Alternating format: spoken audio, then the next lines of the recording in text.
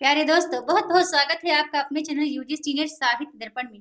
तो फ्रेंड्स, जैसा कि आपको पता है कि इस चैनल के माध्यम से हम यानी कि नेट की तैयारी हिंदी विषय से 2020 के लिए कर रहे हैं। तो यदि आप चैनल पे न्यू हैं, मेरी वीडियोस को आप पहली बार वॉच कर रहे हैं, तो प्लीज चैनल को सब्सक्राइब कर लीजिए। साथ ही साथ बेल आइकन को प्रेस कर लीजिए ताकि मेरी सभी आने वाली वीडियो का नोटिफिकेशन आपको सबसे पहले प्राप्त हो। और आपको पता है कि इस चैनल के माध्यम से हम इकाई 2, इकाई 3, इकाई 5, इकाई 7 और साथ ही साथ कुछ मॉक टेस्ट और प्रीवियस ईयर क्वेश्चन भी कर रहे हैं।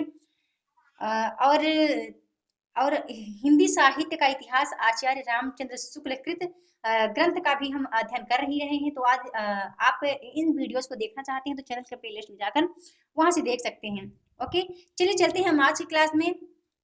आज हम पढ़ने वाले हैं भक्तिकाल प्रकरण 6। और बता दूं कि चाहे आप नीट 4, टेक, पीजीटी, टीजीटी या किसी भी कॉम्पिटिटिव एग्जाम की तैयारी आप कर रहे हैं तो हिंदी साहित्य का इतिहास आचार्य शुक्ल का या फिर डॉक्टर नगेंद्र का आपको अध्ययन फ्रेंड्स करना पड़ेगा, क्योंकि यहाँ से 10 से 15 प्रश्न जरूर ही पूछ जाते हैं। और खासकर नीट जेआरएफ के लिए तो ये बहुत इंपॉर्टेंट बुक है। तो चलिए देख लेते हैं इसका। यहाँ हम महत्वपूर्ण तथ्यों को ही पढ़ने वाले हैं। भक्तिकाल की फुटकल रचनाएं देखते हैं। जिन राजनीतिक और सामाजिक परिस्थितियों के बीच भक्ति का काव्य प्रवाह उमड़ा, उनका संक्षिप्त उल्लेख आरंभ हो चुका है। वह प्रवाह राजाओं या शासकों के प्रोत्साहन आदि पर अवलंबित न था। वह जनता की प्रवृत्ति का प्रवाह था जिसका प्रवर्तक काल था।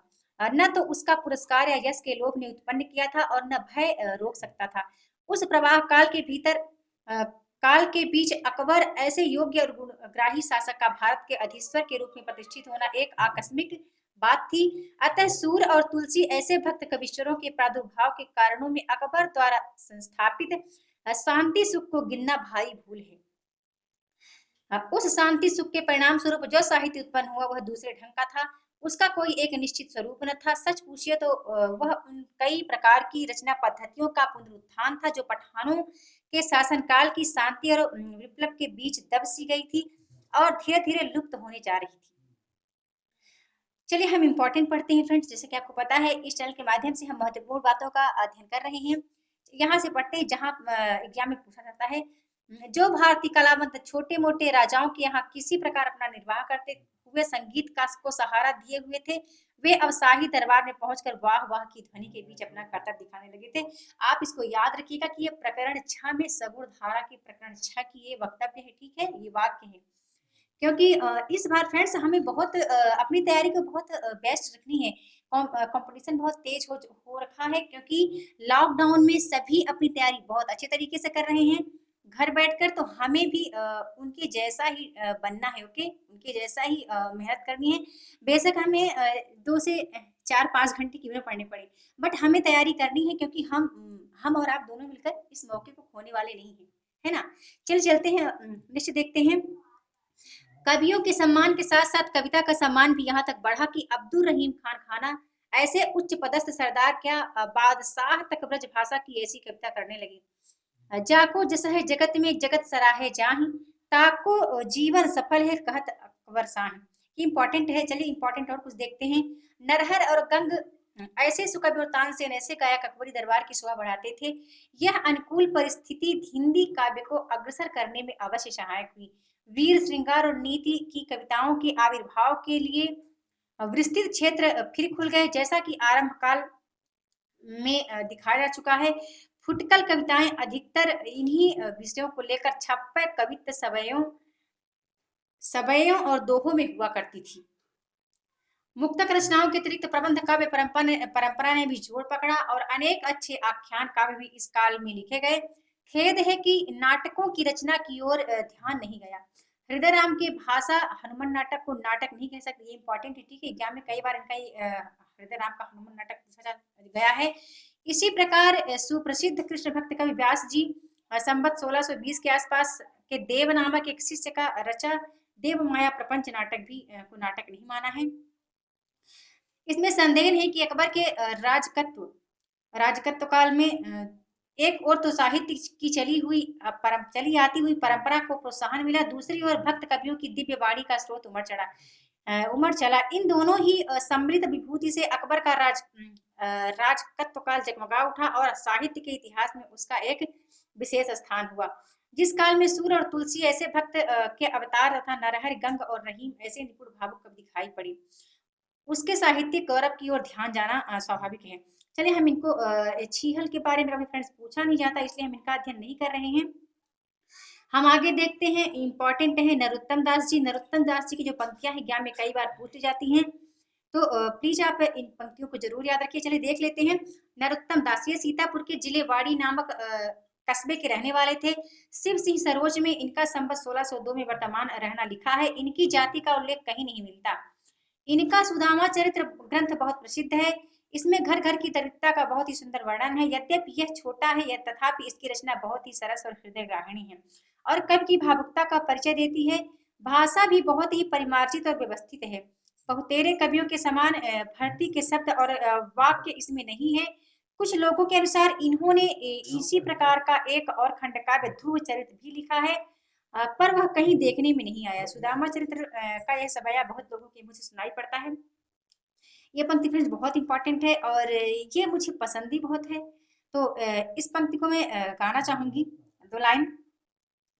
शीस पगान जगतन पे प्रभु जाने को यही, बसे के ही ग्रामा धोती फटी सिलट दुपट्टी और पाए उपाहन को नहीं समा।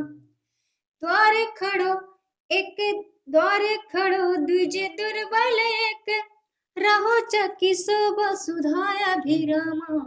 पूछत दीन दयाल को धाम बतावत अपनो नाम सुदामा। पूछत दीन दयाल को धाम बतावत अपनो नाम सुदामा। ये बहुत इंपॉर्टेंट पंक्ति है और एग्जाम में कई बार पूछी जा चुकी है। कृष्ण की दीन वत्सलता और करुणा का एक और सवैया देखते हैं, ये भी इंपॉर्टेंट है। कैसे बिहाई बिवाइन सो भय कंटक जाल पड़े पगजोए, हाय महादुख पाए सखा तुम आए इतने न किते दिन खोए। देखी सुदामा की दीन दशा करुणा करके करुणा निधि रोए, पानी परात को हाथ छुओ नहीं नैना निखे जल से पकड़। ये बहुत इंपॉर्टेंट पंक्ति है। चलिए नेक्स्ट देखते हैं, आलम जी हैं, आलम को देख लेते हैं।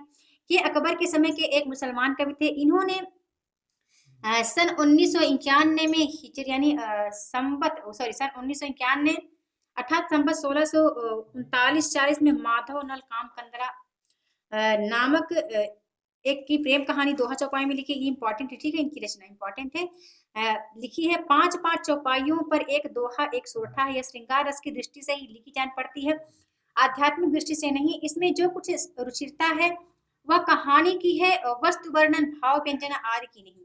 कहानी में भी प्राकृत या अपभ्रंश से चली आती हुई कहानी है। कवि ने रचना काल का उल्लेख इस प्रकार किया है। यहाँ कुछ है इंपॉर्टेंट, देख लीजिएगा। टोडरमल को पूछा नहीं जाता फ्रेंड्स, इनकी पंक्तियां हैं, उम्मीद करती हूँ वीडियो पॉज करके देख लेंगे। चलिए हम देखते हैं नेक्स्ट इंपॉर्टेंट गंग कवि को। गंग कवि इंपॉर्टेंट है, इनके संबंधी अक्सर एग्जाम में पूछा जाता है।